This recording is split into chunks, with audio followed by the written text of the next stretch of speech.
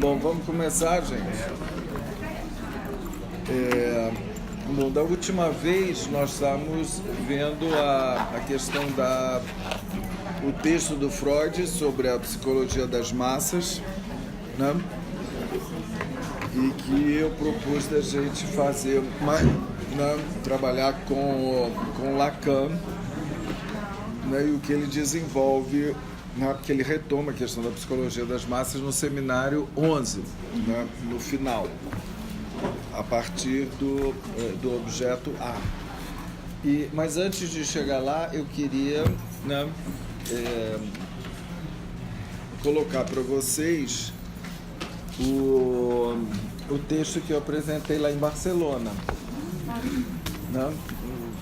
Já falei um pouco, não, algumas coisas vocês vão reconhecer, que a gente vem trabalhando e, bom, vou também fazer como não, né, porque eu tinha 10 minutos, então foi uma coisa muito condensada, eu e o Rodrigo Pacheco, né, nos dividimos. O contexto era o seguinte: era uma meia jornada sobre a política do campo lacaniano, né, do nosso campo lacaniano, né, porque em Barcelona nós fizemos 20 anos da cisão com a MP. Então era uma questão de avaliar, né, nesses 20 anos, a nossa situação atual e a questão também da política, né, do campo lacaniano. E foram distribuídas várias mesas entre vários países e zonas linguísticas, e o Brasil ficou junto com a França para trabalhar a questão de em que e quando e como a escola de psicanálise deve ou pode interferir nas questões culturais, sociais e políticas da sociedade onde ela se insere. É essa a questão, né? E então foi dividido da seguinte forma, né? Foram chamados 2 brasileiros e 2 franceses para trazer né, para trabalhar essa questão. E a cada país, digamos assim, foi chamado um veterano e um jovem, né? O Rodrigo Pacheco, quer dizer, jovem, né, mais, né, recente né, na IFE, nos fóruns do campo lacaniano. Então foi, né, assim chamado, também foi o Marx trouxe, e uma moça que eu não me lembro o nome, do Fórum da Bélgica, né? Então eu fui o primeiro a falar que, então isso é para contextualizar, e trouxe, né, o que eu e o Rodrigo trouxemos, né, causou muito, né, causaram muitas questões, muitas falas, e acabou não dando tempo, né, para se continuar. Quando a gente teve que encerrar a mesa, Colette Soler e Ana Laura estavam lá coordenando a mesa e propuseram, né, será que a gente interrompe, né, anula a mesa seguinte para continuar o debate? Claro que as pessoas da outra mesa não quiseram. Então, né, quando a gente interrompeu, tinham mais de 10 pessoas com a mão levantada para falar. Né, você estava lá, foi bastante animado, digamos assim, né? Então, eu vou colocar a linha né, das coisas que eu apresentei, algumas coisas que vocês já conhecem, que é uma posição, digamos, ética, política, e ao mesmo tempo né, aqui quase como uma pauta de questões, né, porque é algo, né, bastante condensado. Então, eu começo dizendo que, antes da gente responder a essa pergunta, em que a escola pode e deve interferir, né? E a nossa escola tem feito isso, né? Eu vou dizer que o Rodrigo falou, né? A nossa escola tem lançado notas de repúdio, né? Não sei se todos estão sabendo, né? A Rosana Maldonado, não sei se está aqui, e ela tem a lista toda, ela estava ontem de noite, ela sabe a lista toda, né? Por exemplo, né, nota de repúdio em relação ao desmonte do SUS. Falar mais alto, nota de repúdio em relação ao desmonte do SUS, em relação a protocolarizar o diagnóstico precoce, né, supostamente, né, do autismo, contra, né, o ataque à Cracolândia, que teve lá em São Paulo. O né? incêndio no museu. Não, isso foi uma nota pessoal minha. Bom, mas você falando. Não, pois é, mas a questão é, institucionalmente, como escola, em que a gente deve... Isso é uma coisa para todos pensarmos, né? Em que como escola de psicanálise... Então, é uma coisa que foi lançada para a nossa comunidade no mundo inteiro dos fóruns pensar, né? Refletir essa questão. E eu proponho pensar que há uma questão preliminar a isso, é se nós, a nossa escola, acolhe e debate no seu âmago as questões sociais, culturais e políticas que ocorrem nas sociedades onde se encontra. Porque a escola não deve ser um gueto protegido dos mal-estares sociais. Se Lacan chegou a falar da escola como um refúgio, né, contra o mal-estar na civilização, né, se não me engano isso está na própria ata, né, de fundação, isso não significa que os analistas se tranquem como pérolas em uma concha escola e que esta seja um sindicato de proteção da sua categoria profissional. O analista não é um refugiado. A escola e os fóruns devem ser um lugar para se elaborar o discurso do analista, cujo saber, como diz Lacan, sustenta o ato analítico. Né? Vocês se lembram da fórmula do matema do discurso analítico, que tem um saber que sustenta esse ato. Né? Na própria fórmula do discurso do analista,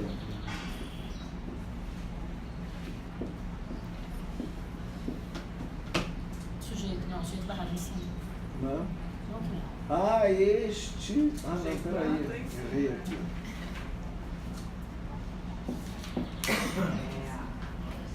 Este saber aqui, que é o saber do ato. Este saber do ato não é elaborado sozinho. Né? O analista, isso há uma escola que também ajuda a elaborar.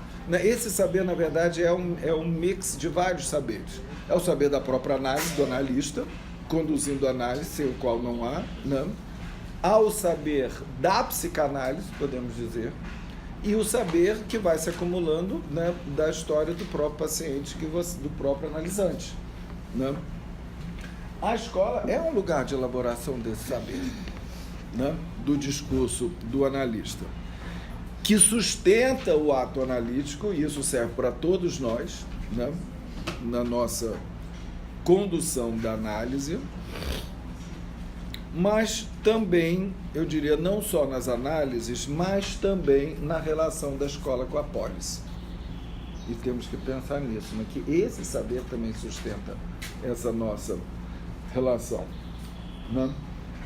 20 anos depois, será que cada fórum do campo lacaniano cumpre sua proposta de trazer os outros discursos que circulam no campo do gozo da polis para suas discussões?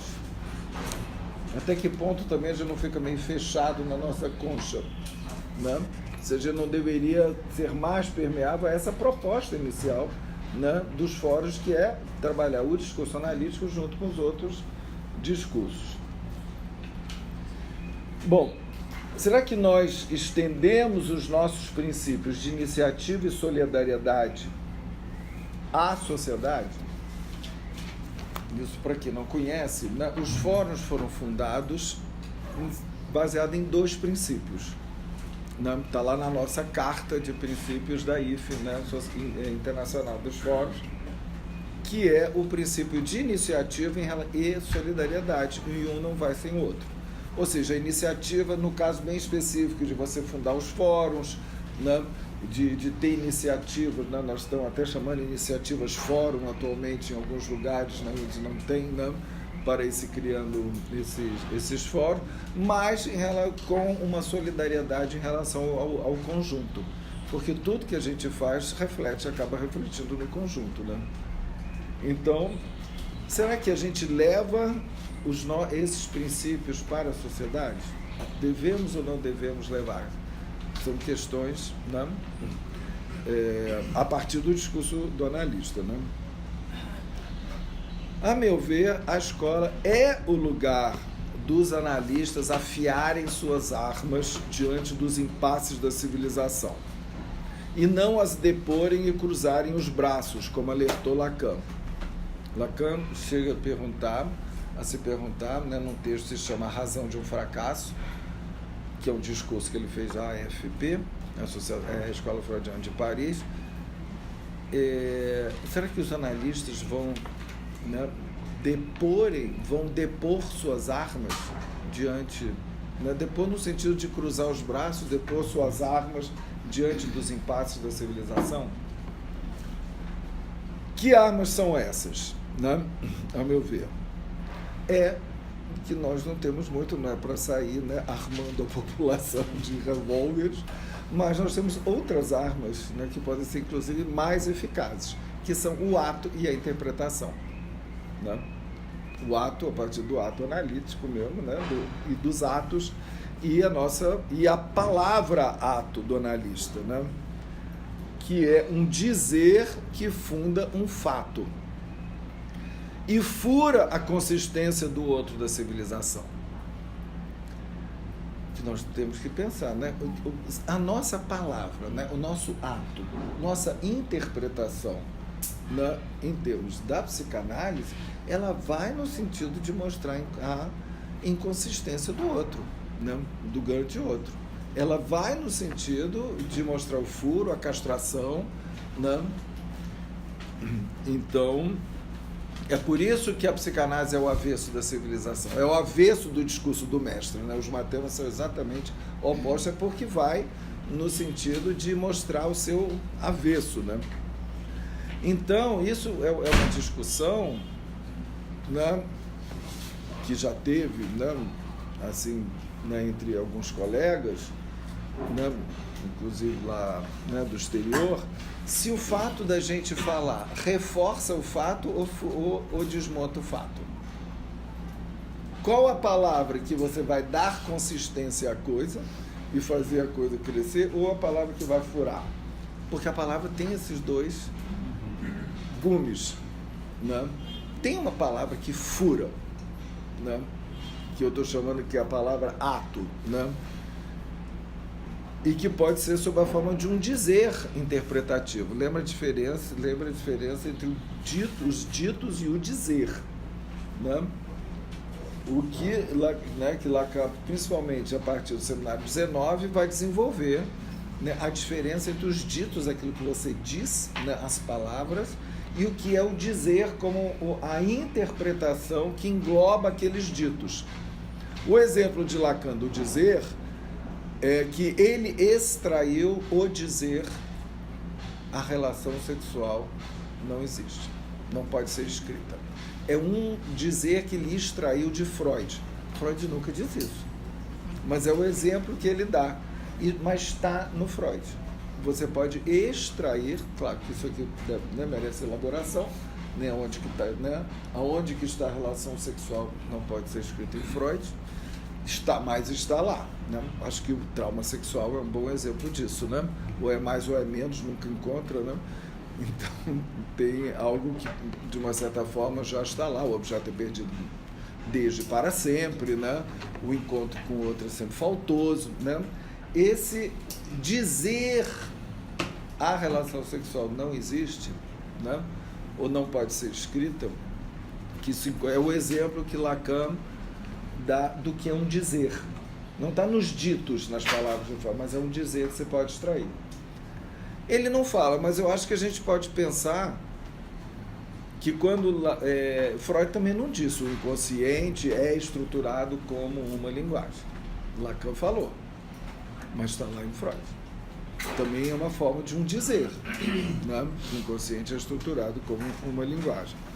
Então, nós podemos pensar que o nosso, né, dever de interpretar, que é outra expressão que Lacan usa, né? O analista tem um dever, o seu dever é interpretar.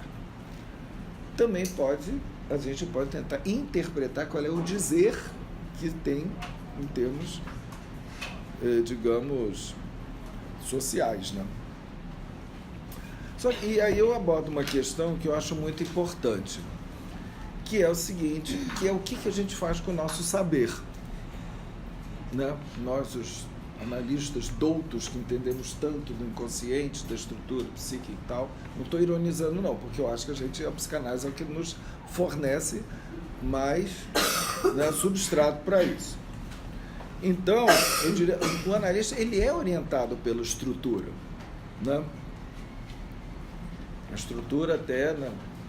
Lacan tem várias definições de estrutura, né? Mas vamos pegar as últimas. Uma das últimas, bom, primeiro ele começa com a estrutura é a linguagem, né? Estrutura igual, ele pega, né, desde Lévi-Strauss, né? A estrutura do inconsciente é igual à estrutura da linguagem.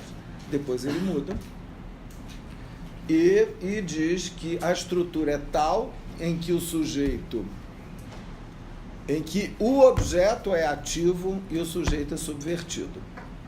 Então já é outro conceito de estrutura. Não é a só estrutura da linguagem. É a estrutura que implica o objeto como ativo, objeto A, né, causa e desejo, e o sujeito subvertido. E, mais adiante, ele vai situar a estrutura como a estrutura dos discursos, né? Em que aí a gente pode, digamos, interpretar, a partir da teoria dos discursos, a análise em intenção com a análise em extensão, porque serve para os dois, os discursos, né? Como laços sociais. Então, não é por ser orientado pela estrutura que nós somos, nós fazemos aqui o tempo todo para tentar nos orientar, não é por ser orientado pela estrutura que o analista deve desprezar a conjuntura. E a conjuntura da polis em que ele vive, né? Então há alguma coisa aí que a gente tem que estar atento para a estrutura e a conjuntura. Na época do estruturalismo, nos anos 50, 60, né, na França, havia duas grandes correntes que era, digamos, o marxismo dialético histórico, história versus estrutura. Então temos a estrutura, que a gente vai perceber, a estrutura, né, que vem com Lévi-Strauss, Lacan e tudo, e tem a história, que eram como se duas correntes separadas, entende? Que brigavam. Não, vamos entender o que está acontecendo a partir da história, vamos entender o que está acontecendo a partir da estrutura, né? Só que eu acho que, né, dentro nesse sentido, eu acho que o analista não pode desprezar a conjuntura, né, onde ele vive. Ou seja, não é por ele saber que existe, como diz Lacan, esse termo forte pra caramba, o racismo estrutural dos discursos e o ódio ao gozo outro, que o analista deve ser condescendente com os discursos e atos racistas em relação aqui, as classes, as cores, né? Não gosto do termo de raça, e das sexualidades dos semelhantes.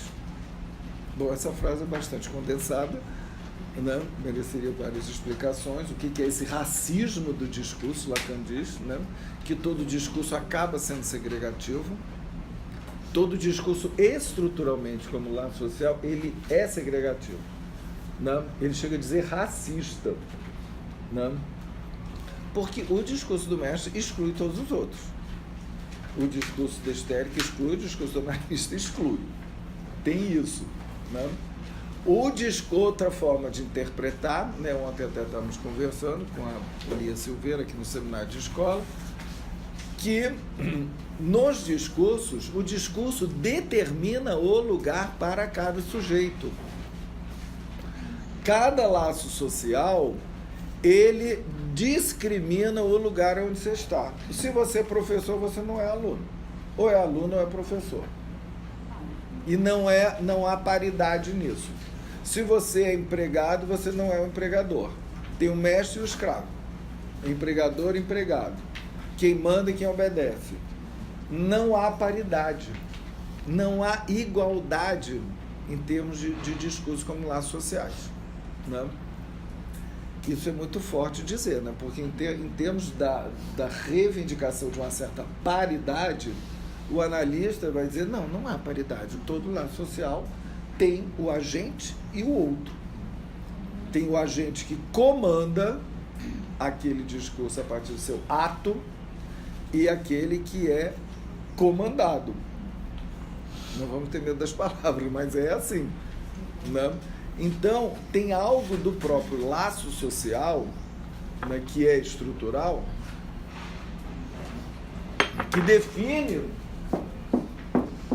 define os lugares, né? Isso é uma coisa. Então, há uma segregação estrutural, há uma determinação, uma discriminação estrutural, entende? Que isso não dá para mudar, porque é estrutural. E, por outro lado, né, e isso é uma das definições de racismo em Lacan, que está no Televisão, né, que é o ódio ao gozo outro, ao outro gozo, a um gozo diferente. Podemos dizer assim, eu acho uma das melhores definições, né, em que ele fala assim, deixar o outro com seu gozo, não considerá-lo um subdesenvolvido. Gente, isso é muito forte. Claro que o subdesenvolvido a gente já enfia a carapuça, né? Nós, países subdesenvolvidos, e os outros lá. Deixar, né, o outro com seu gozo. Deixar o outro com seu gozo E não considerá-lo um subdesenvolvido. E esse subdesenvolvido, né, pode ir muito longe de você considerar o outro como não desenvolvido, né? Um desumano. É uma forma de você desumanizar o outro porque ele não chegou a ser tão desenvolvido quanto você, né? Então o racismo, ele de uma certa forma, ele é vinculado a considerar que uns são superiores que os outros, que tem homens e mulheres que são superiores a outros homens e mulheres, né?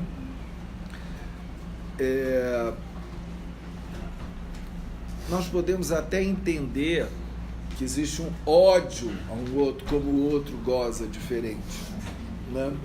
Como a gente vê, sei lá, os ocidentais não suportando, né, os muçulmanos, para ser uma coisa meio longe, ou sei lá, mais perto daqui, não suportar as religiões, né, afrodescendentes, digamos assim, né, determinados pastores ou determinado discurso que não suporta, assim, um outro tipo de gozo. Isso pode ser, claro, de diversas formas. Comentei aqui com a Luciana, por exemplo, o meu ódio ao Bolsonaro. Eu sinto ódio daquele cara. Assista com ele totalmente. Sentimos. Então, vamos lá. Sim, são... Mas não deixa de ser. Então, Agora, o fato da gente entender isso, entende? Você não vai ser a favor que matem ele, que vão dar facada nele, pelo amor de Deus. Entende? Aí é que está. O fato da gente entender que existe estruturalmente isso, não quer dizer que nós vamos ser condescendentes com atos e proclamações racistas conjunturais. Daí que está. A estrutura não justifica, explica, mas não justifica, digamos, a conjuntura, e eu acho que a gente não tem que ser condescendente com isso, né? Porque nós conhecemos, analistas, né, o que é a própria segregação estrutural. A verdadeira segregação estrutural, ela tem por fundamento a estrangeiridade do objeto A, né? Que é o objeto estrangeiro por excelência e condensador de gozo, que o sujeito tenta localizar. Aí é que está, passagem de intenção a extensão, ele tenta localizar num outro, né? Esse é o fundamento verdadeiro da segregação, que você tenta localizar esse objeto A no outro, seja como objeto agalmático, brilho, né, admiração, causa de desejo, causa de admiração, adoração, não sei o quê, ou o outro lado do objeto A, a outra valência do objeto A, que é o aspecto do dejeto, do abjeto, do nojento, do horror, né? Porque isso é estrutural, a gente faz isso, né? Não é apenas a questão da identificação simbólica que está em jogo, né? De você se identificar a partir de traços simbólicos, né? O fundamento, digamos, libidinal, né, da segregação está baseado nisso, nessa diferença entre você, as duas polaridades do sujeito e objeto, né? E que você localiza lá no outro, que vira causa de desejo ou causa de horror e abjeção, e aí pode ir até ao extremo de fazer o que com esse outro, o abjeto? Você vai desumanizá-lo, ele não é mais ser humano, e você vai fazer... Vira rato. Ele vira um objeto e que entra dentro do que nós vamos ver daqui a pouco, dentro da lógica do extermínio, que vai até no sentido da eliminação. Gente, não é por a gente saber dessa estrutura que existe e que a gente faz isso, que nós vamos ser condescendentes com o racismo, né? Com as políticas segregacionistas, né? E aí, eu acho que o que nós temos, que podemos também, né, desenvolver, né, em outro momento, posso voltar a isso, promover, digamos, atos de repúdio ou de interpretação em relação a esse ódio, que no final das contas é um ódio ao héteros, é um ódio da heteridade, é um ódio do diferente, é um ódio, né, daquilo que marca, né, a diferença, né, com o outro. Peraí, alguém queria falar alguma coisa? Na verdade, o que eu ia perguntar, a gente está entendendo isso com relação à estrutura. Só que a conjuntura faz esse ódio mudar de objeto, né? Porque o Freud, em Psicologia das Massas, fala aqui que já não surpreende que diferenças maiores resultem em uma aversão difícil de superar. Ele dá vários exemplos. Do gaulês pelo germano, do ariano pelo semita, do branco pelo anticorpo. Então, a conjuntura é essa mudança desse objeto. Exatamente. É como isso vai ficar localizado e como que vai haver, digamos, no campo, por exemplo, da polis, da cidade, chama polis a cidade dos discursos, né?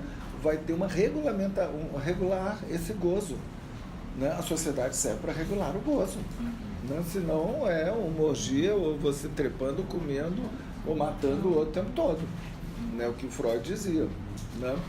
Assim como, né?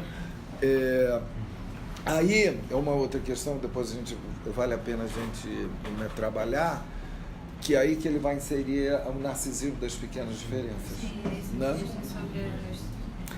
Que é uma forma, assim, o narcisismo da pequena diferença é o que eu vou me resguardar da minha diferença com o outro para eu não ser igual ao outro e eu preservar a minha singularidade e a minha diferença. E aí, o que acontece? Quanto mais iguais os grupos, mais ódio às pequenas diferenças que vão acontecer. Parece até que é para marcar a diferença. Para marcar a diferença, então eu vou atrás daquilo ali que é para marcar a diferença e vem o ódio em relação àquilo. Uma imagem que me vem um pouco clichê do que se falou, mas eu acho que aconteceu um pouco, né? Quando, né, a classe, digamos, média começa, né, os que a gente ouve falar, essas anedotas, né? A classe média baixa começa a andar de avião, né? O clichê é Dom Dó falando assim, como minha empregada está sentada ao meu lado. Saiu no jornal comentários de uma mulher reclamando no aeroporto. O aeroporto virou rodoviária. Ela tweetou isso, não é anedota. É real. Anedota em termos de fé de ver. É real. Não, pois é, mas como clichê disso. Como aí vai se aproximar né? Então não mantém, quer dizer, aquele que era o subdesenvolvido vai ficar mais próximo. Então aí como você vê que jornalista reclamando disso. né? E quando eu retruquei, ela virou, não, é porque eu tenho um amigo que trabalha na TAM e ele diz que isto é um perigo para a segurança das aeronaves. Eu falei, sendo que quando um avião sai da fábrica, ele tem 20 anos de garantia. Ele é feito para não dar problema por 20 anos. Aí ela ficou desconcertada. Né? Era uma colega de programa, de mestrado na UERJ. Pois é. Ela nunca mais peguei carona. Tira a carteirinha dela. Mas você voltando à questão do objeto, eu lembrei de uma coisa que você citou, a questão do Islã. Os filósofos árabes localizam que o radicalismo do Islã surge com as cruzadas. Ah, sim. É quando eles localizam essa questão do objeto. E aí isso retorna para eles. Tanto que eles dão justamente a ideia de que os árabes consideram as cruzadas que foi o declínio deles. É quando o radicalismo começa a ter muita força. Tanto que quando o maior herói deles, que é o Saladino, assume como sultão, uma das tarefas que ele tem é combater a seita dos assassinos, né? E o radicalismo do Islã. Né? Ele vai, em termos bélicos mesmo, para a briga com essas seitas, né? Para tentar abafar isso. Né? Não é à toa que o maior conselheiro dele era um homossexual. E aí, para eles mostrarem, do Saladino. Não entendi a relação. Os árabes falam, tanto que a gente não tinha todos esses preconceitos, que o maior conselheiro de guerra, o maior sultão que nós tivemos, era homossexual, isso não era um problema. Não é. O Japão feudal também, né? Você tinha milhares de samurais gays, né? E isso era desejável, porque você defenderia o seu companheiro em guerra, né? Sim, era isso é um processo imperialista de transportar. Porque você pensa o Islã como sempre segregatório, né? E eles tentam mostrar que não era, né? A ponto de um homossexual fazer parte da corte, isso nunca ser um problema para eles. Né? Ao contrário, o Saladino via muito mais esse cara do que os outros. Né? Na verdade, é esse cara que faz a estratégia que o Saladino faz pegar Jerusalém de volta. Muito tomado dos cristãos. E aí, bom, eu trago também a questão, né, que vocês conhecem, né, que ao responder a Einstein por que a guerra, Freud expôs a teoria da pulsão de morte vinculada a Eros, mostrando que é no semelhante, e é bom lembrar, que a pulsão de destruição encontra o seu alvo, né? Algo que é pulsional, que é do gozo mesmo, que faz parte, né? E assim o sujeito pode, diz Freud, humilhá-lo, estuprá-lo, torturá-lo e matá-lo. Por esse gozo pulsional, né? Então o que a gente pode ver? Que a guerra é um momento de suspensão das rédeas da pulsão de morte e dessa orgia de gozo. E aí acontece uma orgia de gozo, né? Porque no que a sociedade suspende, assim, o não matarás, não, você pode fazer o que você quiser com o outro, o sujeito vai e faz mesmo. E aquilo que não era permitido vira um dever. Você tem que matar o inimigo, né? Pensa bem o que é a guerra. De repente, uma pessoa que estava ali do seu lado convence, ela fala, não, esse é o inimigo. Vai lá e mata. Não? Quer dizer, evidentemente, então, e nem por isso o analista deve ser tolerante com a banalidade do mal, que faz de um homem um assassino ordinário, né? Como mostrou Hannah Arendt. Os nazistas eram homens ordinários, aquele caso, né? Do Eichmann, né? Era um homem comum. Então, o que eu acho que é o grande problema, não é para a gente saber disso, que a gente vai ser condescendente com essa naturalização do mal. A naturalização da lógica do extermínio, da lógica de que o outro é subdesenvolvido, né? E isso, né, tem muitas consequências, né? Da lógica que é normal, é banal, entende? O homem tratar mal uma mulher, entende? Dar uns tapinhas de vez em quando, entende? Dar umas ordens para ela calar a boca, não sei o que. Essa banalização, por exemplo, do machismo vai até o feminicídio, evidentemente, né? Que, aliás, ontem, me desculpe quem estava aqui, eu errei, eu me enganei. Eu falei que o Brasil era o país que matava mais mulher no mundo. Não é. Ele é o 5º. Eu não sei se melhora um pouco. Não, só para me corrigir, o Brasil é o 5º país do mundo que mata mais mulher. Tá? E os casos de feminicídio, eu li Talvez seja o maior assassinato de crianças e adolescentes, não? Talvez seja. Mas parece que de LGBT está em primeiro lugar. E de negros também. Parece, não sei. Anistia Internacional. Tá. Você, né? Porque você falou lá no início dessa permeabilidade. Fala mais alto. Dessa permeabilidade, de permitir que o jornalista seja permeável a essas possibilidades de todos os discursos. E isso implica também dizer que a gente não pode ficar fixado em nenhum deles. Talvez nem no discurso do analista, que também tem que girar.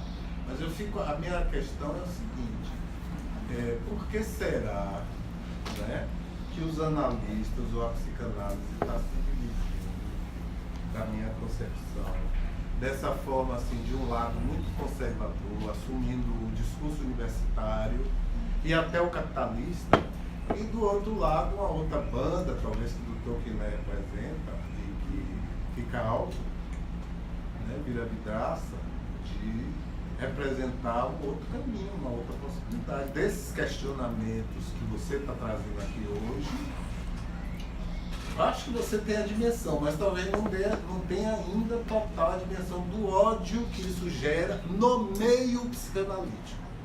Ai, gente, que Para assustar mesmo, para você prestar atenção. Você tem um jeito, não permite a gente falar assim, né? Você tem um jeito, vamos dizer, você tem uma mente que é um pouco além disso. E muito pouco conservador.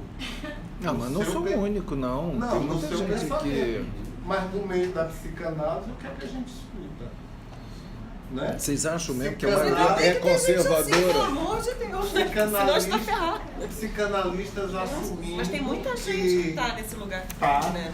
Se você Muita precisa reduzir o valor da sessão do seu paciente, isso a gente ouve.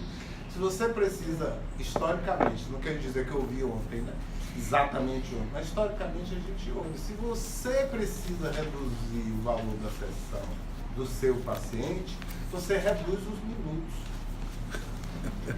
Eu ouvi isso no supervisor, psicanalista. Bom, isso que idoso. você trouxe também, a gente vê que há um conservadorismo, né, grande que eu acho que permeia o meio psicanalítico também.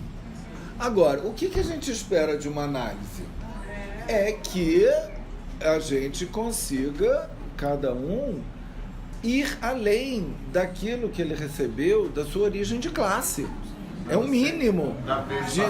Não é? Em termos de... Porque se você pensar, a maioria dos psicanalistas vem... Peraí, deixa eu terminar. A maioria dos psicanalistas vem mesmo do meio pequeno burguês ou alta burguesia. Né? Então, será que eles vão reproduzir com seus analisantes os valores da burguesia? Em princípio, a análise é feita para você poder ir além, né, dos significantes que você recebe do outro.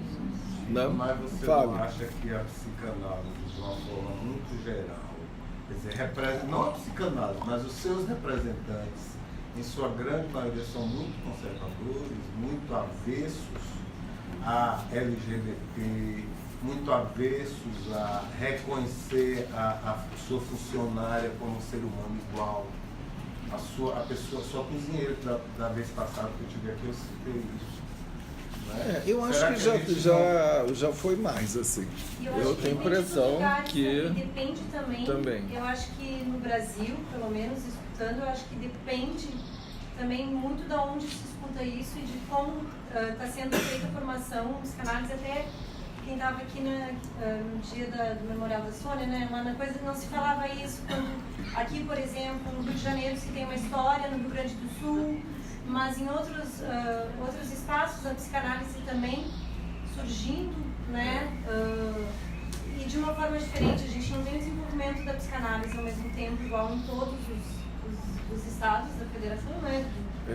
Então também tem isso, né? Eu acho que é onde está se desenvolvendo, como está se desenvolvendo e quem está levando também isso, né? A gente vê, por exemplo, lá no Rio Grande do Sul, essa herança que veio da Argentina e coisa quanto um espaço, mas ao mesmo tempo lá a gente tem instituições muito mais ortodoxas, digamos assim, outras muito mais plurais, e eu acho que isso faz a diferença também pelo olhar que essas impressões que a gente tem, né? De onde está se desenvolvendo isso. Sim. E qual meio Olha, que... eu acho o seguinte, nós estamos num momento tão difícil, né, aqui no Brasil, tão crucial, que eu quero crer que nós, analistas, temos mais pontos em comum do que divergências. Eu acho que é um momento, entende, também da gente, sei lá, apostar nisso e não nos dividirmos entre os progressistas e os conservadores, né? E que algo possa circular a partir do discurso do analista. Né? Não estou, entende, uma coisa que eu digo, eu acho que a escola não tem que ser um partido político, de jeito nenhum. Né? Mas como a gente ir se posicionando e interpretando a partir do instrumental que a gente tem. Né? Então, né, eu vou pôr aqui mais adiante, no próprio... o que eu queria realmente salientar é que a estrutura explica, mas não justifica a conjuntura, e que o cinismo não é uma virtude do analista. Não pode ser uma virtude. Aquela coisa cínica. Eu sei, mas é assim mesmo. Você é idealista, está sonhando, está com utopia. Imagina o ser humano, essa porcaria mesmo. Freud já dizia, o homem é o lobo do homem. Então, se é todo mundo se comendo mesmo. Então, a gente não pode entrar nesse cinismo. Né? A gente tem outra virtude. Que Lacan fala em termos, né? Areté. Areté. A virtude grega, no sentido grego do termo, é o bem dizer. Lacan, né, nos dá isso. É algo do bem dizer. Do bem dizer o sintoma, do bem dizer o mal-estar na civilização, da gente tentar, né, interpretar isso. Né? Então, aí eu acho que a psicanálise pode contribuir com a subjetividade de cada local onde ela está inserida. Eu acredito nisso. Que nem que você vai fazer, a gente é tão pouco, não pode fazer nada. Não acho que a gente não pode fazer nada. Não acho interessante essa posição de não podemos fazer nada. Porque o discurso do analista é muito pouco, é pouco, a gente não vai pôr em análise todo mundo, não vai mesmo, né? Mas tem algo do discurso. Por que é importante isso? Porque é o discurso que sustenta os atos. Então, se existe esse discurso fascista que está por aí, que sustenta os atos fascistas, os atos discriminatórios, racistas e tal, misógino, homofóbico, racista, etc., né? A gente pode trazer um outro discurso que sustente outra coisa.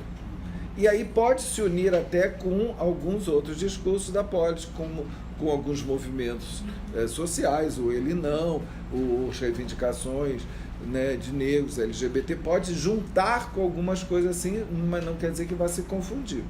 Né? Mas eu acho que nesse sentido tem algo a ser contribuído. Né? Não sei se estou sendo muito otimista, mas não é questão de ser otimista e não realista, tá? Mas é uma questão de postura, eu diria. Enfim, eu sou historiadora e estou em formação, né, formação em psicanálise. Oi? Mais alto. Eu sou historiadora, né, minha formação é história. E, por exemplo, a sensação que eu tenho, e talvez isso seja uma crítica, mas enfim, vamos lá. A sensação que eu tenho, eu acho maravilhoso a gente estar lendo os seminários, estudando Freud e tudo mais, mas Freud e Lacan estudaram antropólogos, historiadores, sociólogos, né? E eu acho que a sensação que eu tenho é que essa conexão com os movimentos está um pouco, não na sua fala, pelo contrário, né? Mas antes de me vincular aqui, eu frequentei a letra freudiana, que fica em Ipanema, e a sensação que eu tenho é que as pessoas não estão lendo para além, para tentar entender quais são as conexões que se estabelecem. Por exemplo, se a gente for pensar a década de 60, na qual o Lacan, você falou de dois movimentos, marxismo e a psicanálise. Estruturalismo, né, com a psicanálise freudiana, tentando trabalhar Lévi-Strauss. Você tem na década de 60 uma relação entre o Lacan e o Althusser, né?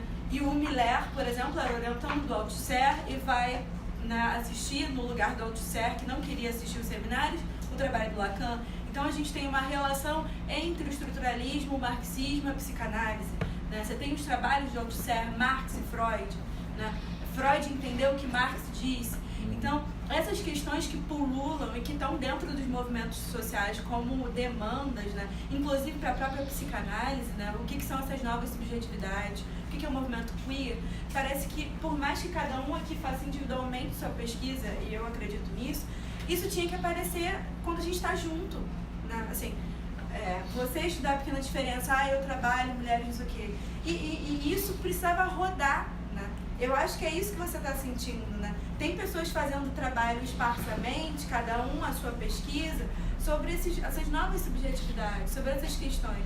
Então, eu tenho uma sensação de que, por exemplo, quando Lacan fala areté, me dá arrepio, porque a areté era para um específico, odeio esse termo, que era para um específico tipo de cidadão na polis grega, que era o bem-dizer, mas era um bem-dizer para os homens, e para os homens específicos, que eram os cidadãos, que eram os nascidos na polis, vindos de certas Sim, mas famílias. pera lá. Também eu acho que a gente não pode pegar. Então você vai jogar fora o conceito de democracia, jogar fora o conceito de areté por causa. De forma você alguma a gente tem que extrapola. pelo contrário. Não, eu acho que a gente pega conceitos e extrapolam para servir para. Claro, não. Mas essa questão tem que ser debatida. Essa é a questão para mim. Não dá para.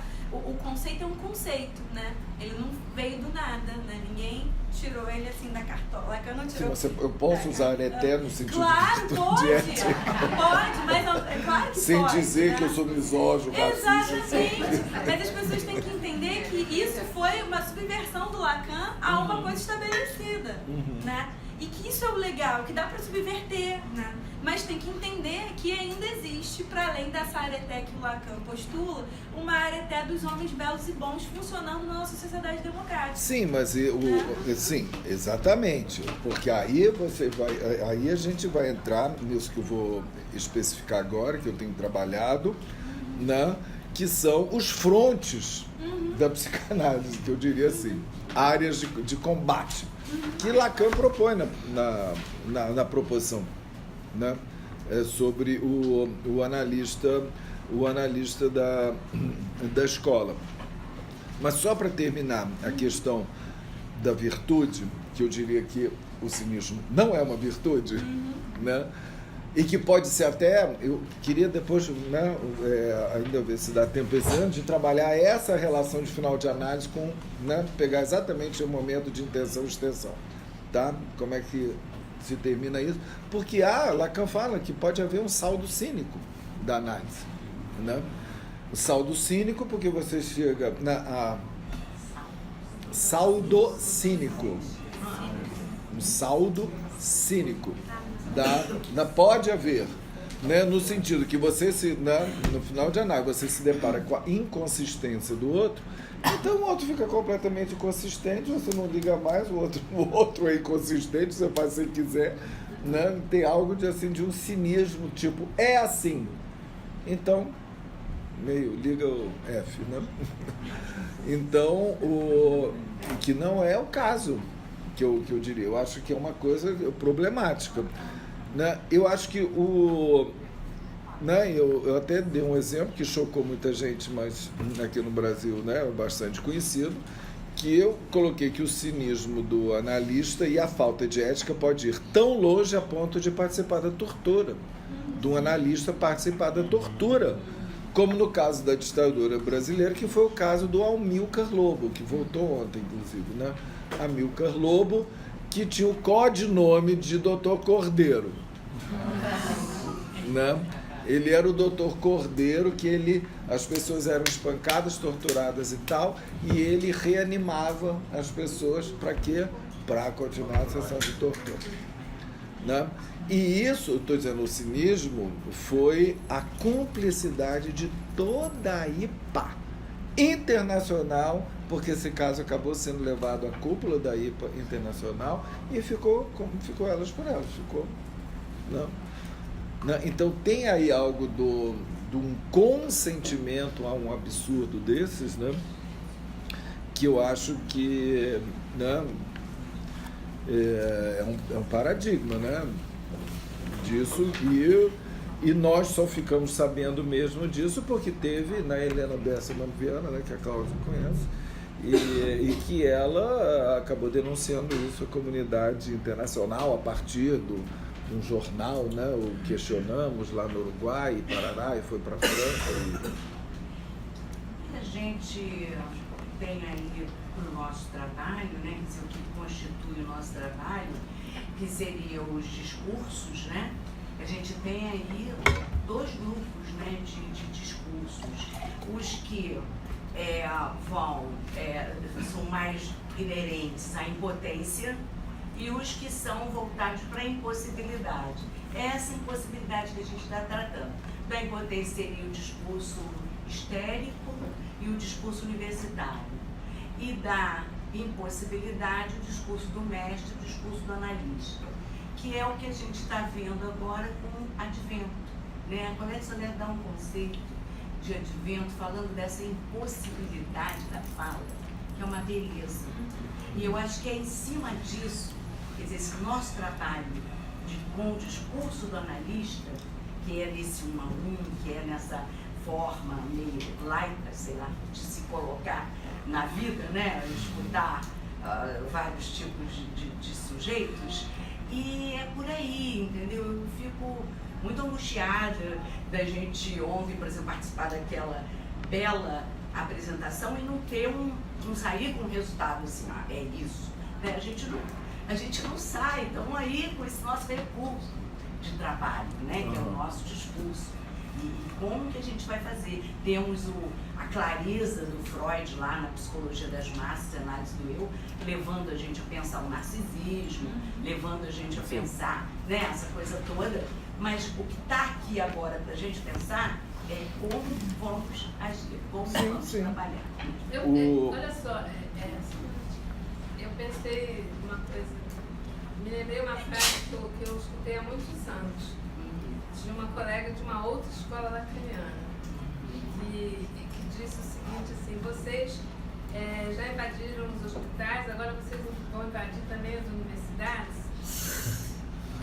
Por incrível que pareça, né? Mas uma colega, eu acho que a gente precisa ter clareza, não sei se eu vou colocar é bem isso, mas é o que me veio até a partir do texto da televisão, porque você começou, quando eu cheguei aqui, você estava no texto da televisão, inclusive, né? Precisamos ser muitos. A gente sabe que a nossa clínica é do 1 a 1, mas a gente sabe que precisamos ser muitos. Eu acho que talvez não todos os lacanianos tenham essa divisa. Né? Porque é a única forma de você ter um efeito. Isso. Ou seja, de levar o discurso, né? O discurso analista, um outro tipo de discurso, eu acho importante também. Agora, também não adianta ser muitos como na IPA calados, né? Levar esse impossível. Não, exatamente. Não, levar o impossível e eu diria, não é só o impossível, é o dever de interpretar, de trazer algo de uma interpretação. Então, por exemplo, trabalhando né, vou voltar a isso mais uma vez, vou mais ou menos rápido, mas vocês veem como essa questão volta o tempo todo. Né, que Lacan, na proposição, ele vai situar aquelas 3 linhas de facticidade: simbólico, imaginário e real. Né? Então, no simbólico, né, e que eu diria que é ali que o analista deveria colocar suas armas. Né? No simbólico, ele situa o Édipo versus o valor da família pequeno-burguesa. Outros escritos, página 262, não estou inventando. Né? Ele coloca justamente que não podemos abandonar a questão do Édipo. E o Édipo não é papai, mamãe, filhinho, como no valor da família pequeno-burguesa, como o estatuto da família que na bancada evangélica quer passar a goela abaixo. Né? Pai, homem, né? Mãe, mulher, filho, branco, batizado, etc. Não é. Então, com a estrutura da metáfora paterna, com a função paterna, com o desejo da mãe, se extrapola totalmente de quem é o sexo, ou a idade, ou a cor, ou tudo desse quem vai sustentar o nome do pai, e também o desejo da mãe, como significantes, como funções. Então, saber disso é fundamental para, vamos ser bem objetivos, combater a ideia de que casais gays de 2 mulheres ou 2 homens não podem criar um filho, né? Porque ser XX ou XY, ou gênero homem ou gênero mulher, não implica que vai ser um bom pai ou boa mãe. Ponto. E isso é fundamental para entrar na discussão. Uma coisa atualíssima, né? O vice do Jair Messias, né? O Mourão, não sei se vocês viram o discurso dele, de que famílias compostas por avó e mãe só vai dar uma fábrica de desajustados e que vão ser todos traficantes. Tem que ter lá o pai. O que é um absurdo isso. E nós podemos contestar com a psicanálise. Não é só dizer um absurdo, porque eu posso levar a estatística. Ontem eu soube. 35% das famílias no Brasil é composta exatamente assim. Isso não é argumento para a gente, percentagem. O nosso argumento é chegar assim, olha, o Édipo não tem a ver com isso, entende? Uma avó pode muito bem sustentar, entende, o nome do pai para esta mãe, ou pode ser o contrário, a avó pode estar no lugar da mãe, a mãe pode estar no lugar, né, de uma função paterna, pode ser o emprego da mãe, sei lá, entende? Tudo é uma singularidade e nós temos como responder com o quê? Nós temos o Édipo. Muitas vezes o nome do pai vem da mãe. Pois. Né? E muitas vezes o desejo materno, o cuidado e até perto do aleitamento vem do pai, do biológico. Pois é. Né? Aí que tá. Então, o que nós temos? Nós temos o Édipo para combater esse tipo de... Né? Que acaba sendo, né? um grande preconceito. Então, nosso colega da Itália está na internet. Que? Nosso colega ME na Itália dizer sobre os casais homossexuais que teriam um problema de criar as crianças. Ele disse isso, tá lá, ele tem um vínculo com a religião, tá Vaticano. E como é que dentro, é isso que eu fico chocada junto, como é que dentro da nossa escola, o AME, tem a capacidade de dizer isso, assim, né, como psicanalista, em nome do campo lacaniano. É um absurdo, gravíssimo. Mas foi isso que eu denunciei lá em Medellín, há 2 anos atrás. Porque quando teve... E ele não foi o único. O problema é que ele não... eu sei. Não tá por aí, não tá. Não tá. Vocês souberam disso? Não. O negócio é o seguinte. É gravíssimo. Mas já que você trouxe, né? Para quem não sabe... É o seguinte... Exatamente. Eu descobri assim, porque o negócio é o seguinte, quando teve há 2 a 3 anos atrás, a discussão de um projeto de lei, né? Estou falando isso, Eduardo. O projeto de lei chama Mariage pour tous, casamento para todos, e a questão da homoparentalidade, né? Quer dizer, de casais gays poderem adotar filhos, teve uma discussão na França e também na Itália. E vários psicanalistas de renome disseram absurdos dentro dos valores da família pequeno-burguesa, né? Teve um que falou assim, mas olha, não é possível uma criança crescer sem ver o pai sendo carinhoso com a mãe, ou aquele olhar de amor do pai para a mãe. Não, coisas vocês não acreditam. Não é possível uma criança crescer sem ver os genitais dos pais e a diferença sexual dos genitais dos pais, confundindo diferença sexual com diferença anatômica dos sexos. Né? E esse, né, que foi também por onde que, né, realmente eu fiquei, né, muito chocado, ele falou que não é possível sem a diferença sexual uma criança passar pela crise de Piana, né? E ele foi chamado para o Congresso em Roma.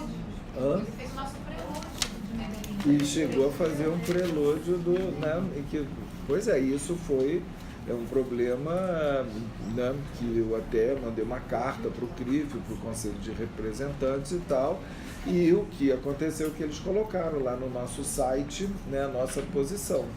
Mas, né, de uma certa forma, é claro que, né, que a coisa ficou aí, né, desse jeito e claro que é a nossa posição, assim, de que o psicanálise não vai dizer nada, o que é normal, o que não é normal, não vai prejudicar, né, nada em relação a isso. É um absurdo mesmo, né? Porque o que aconteceu no dia seguinte, que ele fez esse pronunciamento público no Congresso, lá aparece psicanalista homofóbico, né, contra a lei Titinak, parece, não me lembro bem o nome da deputada que propôs, contra a lei, não sei o que, não, pareceu em letras garrafais, né? E aí a coisa, não. Atribuíram que ele era de outra escola, aí veio o presidente de outra escola dizendo, este senhor não é da nossa escola. Ele, aliás, a nossa escola acha muito bom e apoia essa lei, não sei o quê. Aí ele escreveu uma carta de resposta dizendo que ele pertencia, né, à escola dos FAUs do campo lacaniano e reiterando e chamando as pessoas, né, que os homossexuais que reivindicavam essa lei, que não era nem tanto os homossexuais, foi feito por uma deputada, né, mas que reivindicavam, eles eram tão terroristas quanto o ISIS, apenas. Então, invertendo tudo, né, de chamar os gays de gaysistas, né, vai dentro dessa linha, né, de inversão. É justamente dentro desse aspecto que Lacan está falando. Vocês veem que é isso que a gente está falando. Como que... E ele é ligado ao, né, ligado ao Vaticano. Também eu acho que... Tem vários... ele dá seminários no Vaticano. Exatamente. Espiões do Vaticano. Mas eu acho o seguinte, também, o fato dele dar aula no Instituto do Vaticano, né? Então alguém que dá aula na PUC não quer dizer que seja católico, né? A questão é polêmico, né? Uma questão da declaração. A não possibilidade de passagem para o ético. Exatamente, como se os filhos de casais homossexuais não pudessem passar pelo complexo de ética. Só que não tem nenhuma clínica, né? Não existe clínica. Não tem clínica. Não, nem não. Aí é que tá. Nessas coisas a escola deve se pronunciar? O que vocês acham? É uma questão para a gente debater. A escola, quando aparece uma coisa dessa, a escola deve se pronunciar publicamente, socialmente? Não? Será que nós não temos instrumentos para afirmar? Como escola, não é só como cada um. Mas vai ter reações contrárias, fortes, dentro do próprio meio psicanalítico. Pois é, mas a escola comprovou não, eu acredito que a gente possa ter coisas que unam os psicanalistas. Né? É questão polêmica, mas... Tem que se colocar, eu acho que a escola tem que se colocar assim e dizer que tem que perceber que há uma reação a isso. Mas você só percebe a reação que você se coloca. E é fundamental para se colocar. Pois é, porque é muito diferente cada analista ir se colocando como analista, não a partir da minha experiência, a partir do meu saber, a partir do que eu elaborei e tal, do que uma escola se colocar. Né? Então, é uma... Aí que tá, por isso que é importante essa questão da gente encontrar lugares de elaboração do discurso analítico em confronto com, né, com os outros, as outras formas de saber. Me chama a atenção de quando ele disse que fazer parte do campo lacaniano de não falar em nada. Pois é, eu acho que também é bastante, né, problemático, né? E é uma questão, se isso não seria uma questão frente à escola, né, se a escola deveria, né, se pronunciar. Né? E, bom, aí temos também a questão do imaginário, né, e do real, né? que eu só vou situar aqui e eu proponho que a gente desenvolva isso nessas duas coisas na próxima vez, que Lacan coloca isso era a questão do simbólico. No imaginário ele fala a escola versus a unidade, versus o ele fala a unidade. É muito interessante. A unidade, que é uma outra facticidade problemática, e essa unidade que provém da psicologia das massas. Da psicologia das massas, da estrutura do grupo. Bom, foi justamente contra essa estrutura do que se tornou a AMP, que vários de nós, na época, 20 anos atrás, rompemos e partimos por uma tentativa de uma outra estrutura, em rede, sem sede, sem para constituir uma multiplicidade de fóruns, organizados em uma federação sem hierarquia de poder, mas não sem uma orientação. Nós não temos uma hierarquia de poder piramidal, mas não deixamos de ter uma orientação que é necessária, digamos, para isso. Porque, como é que Lacan chama os analistas, e você vê que essa é uma tendência problemática dos analistas. Os analistas, eles são os dispersos disparatados.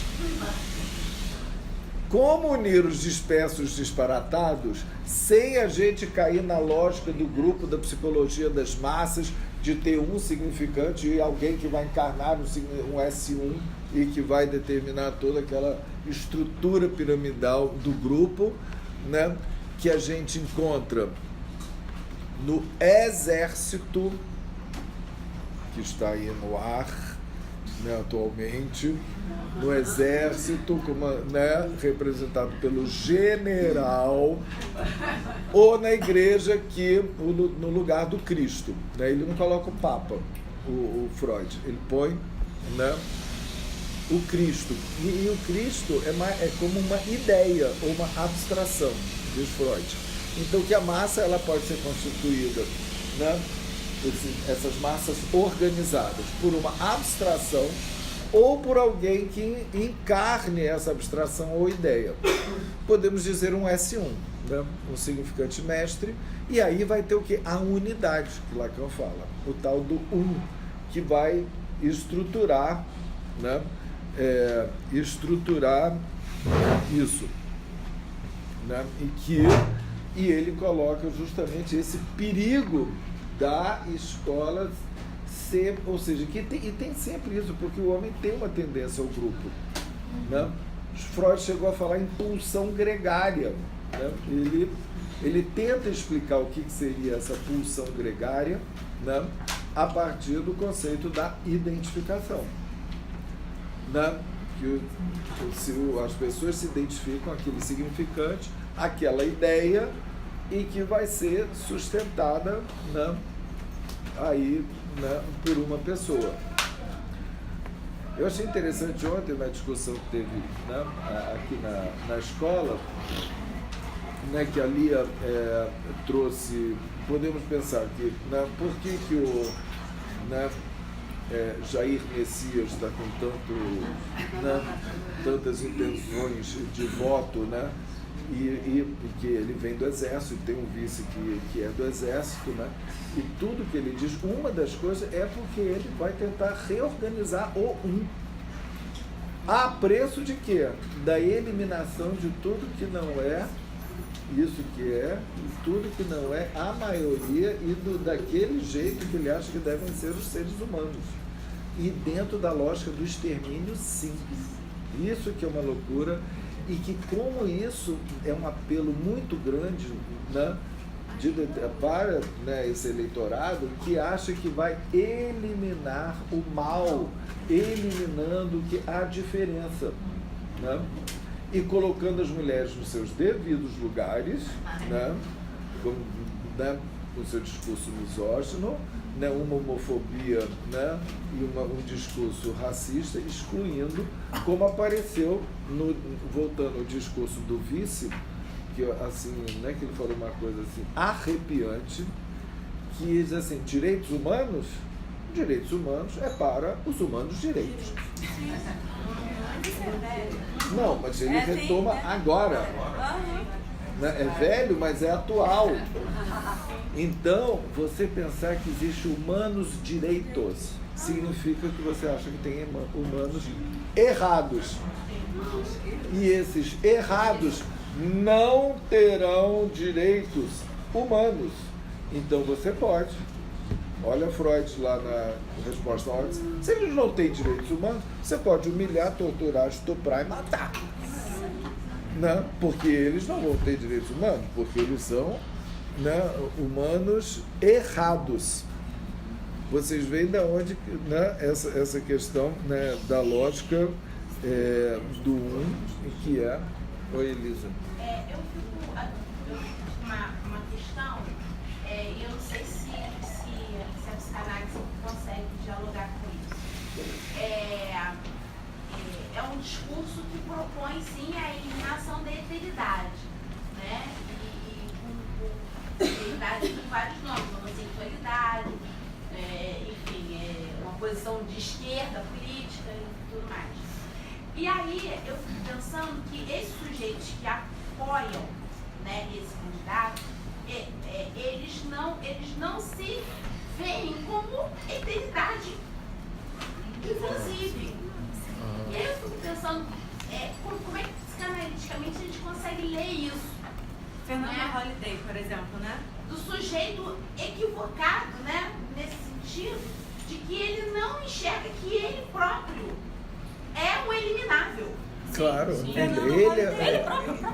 Fernanda Holliday, né? Gay, só que em abstinência, porque não vai contra os ditames de Deus, e negro, que não acredita em racismo no Brasil, que dizem Fernando Holliday, né? Sim, São Paulo, né? Olha até onde que vai isso daqui, eu vou ler o que eu recebi. Você viu as pessoas marchando em Copacabana? O quê? Fala mais alto. Os homens sem camisa marchando em Copacabana e cantando Bolsonaro. Não, marchando. Exatamente, vocês veem a identificação a um grupo organizado, para ser organizado diante do caos. Agora, olha o que eu recebi aqui, que é de um administrador de uma página que ele diz que chama de antiproibicionista, chamado Direito às Drogas. Ele é a favor da descriminalização da maconha. E aí ele diz, hoje compartilhei um link da campanha Ele Não, dizendo que o usuário de maconha não vota em candidato que o criminaliza. Aí apareceu um cara dizendo que fuma maconha há 20 anos e que o maconheiro de bem não tem por que ter medo da política do Bolsonaro. E aí outro apareceu para dizer que maconheiro de bem é definido como uma pessoa que estuda, trabalha, tem família, fuma em casa e as pessoas não precisam saber que ele é usuário. Gente, nem que ele é gay, olha só, então então vocês veem a lógica que vai, né, da lógica do essa é a lógica do com o extermínio, com a eliminação da diferença, né? Então tem esses significantes identificatórios que são os de bem, que são os humanos direitos, né? E vocês veem, né, o perigo disso, porque é também cada um negar, como você está falando, a sua própria estrutura segregativa que cada um tem. E ele pode ser o próximo. É o que a Lia quis trazer ontem. É o que a Lia quis trazer ontem, foi esse ponto. Exato. Estrutura segregativa. Não colocando no outro. Exatamente. A estrutura segregativa é nossa, é de cada um. Eu sou sujeito, mas eu sou objeto também. E eu tenho que saber que eu sou também objeto do outro, tanto como causa de desejo, como causa de horror, né? e que eu posso ser eliminado, né? Como eu posso colocar o outro no lugar a ser eliminado. O Bolsonaro sendo esfaqueado é prova disso, né? Hã? O Bolsonaro sendo esfaqueado é prova disso. Não é? Na Parece própria lógica, né? um bumerangue que entra nessa lógica, né? É objeto. Eu acho incrível assim, a precisão de algumas expressões do Lacan e a atualidade realmente. Né? Quando ele fala de Eros, quando ele diz o perigoso mito do um.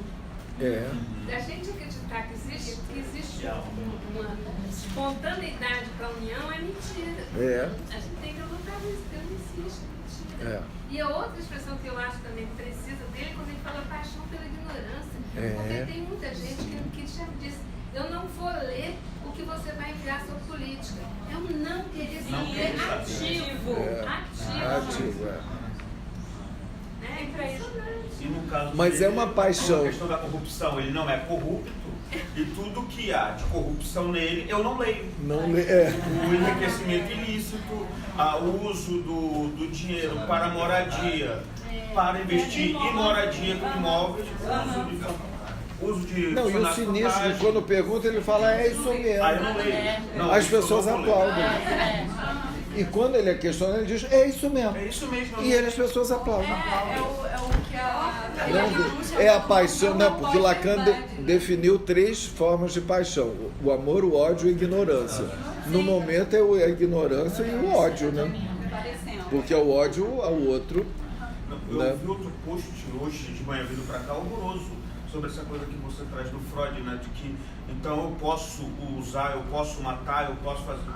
O cara colocando, foi printado por um grupo de que o conselho que ele daria aos jovens, que se ele encontrar uma mulher que tem uma filha pequena, que ele fique, que ele cuide, porque quando ela chegar na adolescência, ele terá o direito a virgindade da moça, da filha, porque ele sustentou a vadia.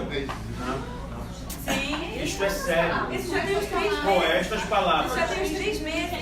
Quem falou isso? Isso o eleitor do Bolsonaro. Um eleitor do Bolsonaro, num post interno a um grupo de homens que apoiavam o Bolsonaro e vazou, printaram, alguém printou e vazou. De que o conselho que ele dava aos jovens eleitores do Bolsonaro é que, ao encontrar uma mulher que já tenha uma filha, né, que eles não abram mão, porque ele abriu mão de ficar com uma vadia que já tinha uma filha e agora ele se arrepende. Porque se ele tivesse sustentado, ficado e alimentado, agora ele teria o direito de tirar a virgindade da adolescente. Agora, se ele usa o termo chula, dizer tipo uma novinha de 15 anos, alguma coisa assim, eu não lembro todo o post, não. Mas, é porque ele diz que encontra a ex-namorada com a filha com uns 13 anos na rua. E que ele se arrepende de não ter sustentado essa mulher. Ele teria o direito. E essas coisas sempre existiram. Entende? Não é novidade. É algo, né, que casos assim escabrosos desse tipo existem. Eu acho que o grande problema é que como esse discurso, ele não só saiu do armário e veio à tona, como ele está sendo normalizado em alguns lugares. Normalizado. E aí as pessoas perdem a capacidade de terem horror. Eu fiquei pensando aqui, o quanto que isso não pode ter não sei se é um exagero pensar nisso, uma relação com alguma coisa do que era da ordem do primeiro tempo da fantasia, que saiu da fantasia, do meu pai bate numa criança que eu odeio e que ela é eliminada subjetivamente pelo espancamento, é o que o Lacan fala do primeiro tempo da fantasia, e eu eleger um pai que mata esse que eu odeio, que eu não quero que exista e que eu quero que seja anulado subjetivamente, não sei. É por isso que tem algo delirante no ar. Tem algo que parece delirante, que é, assim, no sentido de reconstituição daqui a pouco, né, do mal, né? Os judeus concentraram tudo a partir do delírio do Hitler no judeu, mas, né, eles vão determinando os inimigos, né? Então tem algo meio delirante, assim, no sentido de da fantasia. E acabei de lembrar aqui ainda que ele fala que esse primeiro tempo é anterior ao Édipo, né? Então recalque. Então tem um ambiente, né, de um discurso meio delirante, meio sem ético, podemos dizer. E ao mesmo tempo um recurso que é norma. megalomania e definição de onde é que está o inimigo, né?